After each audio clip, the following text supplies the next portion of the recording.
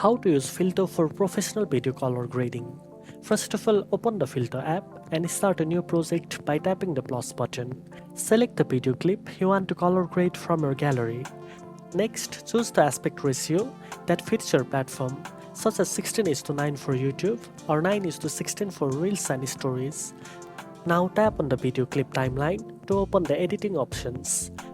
Look for the color grading or adjust tools like brightness, contrast, saturation, and color filters. Start by adjusting the brightness and contrast to create the right mood for your video. Increase contrast to add depth or lower it for a softer look.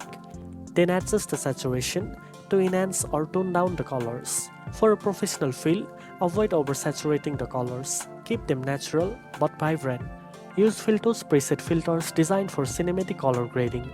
Apply a filter and tweak its intensity until you achieve your desired look. Once you are happy with the color grading, preview the video to check how all adjustments look together. Finally, tap the Save button to export your professionally color graded video in high quality. Now you know how to use Filto for professional video color grading. If you found this video helpful, don't forget to like, share and subscribe for more editing tips. Thanks for watching and I'll see you in the next one.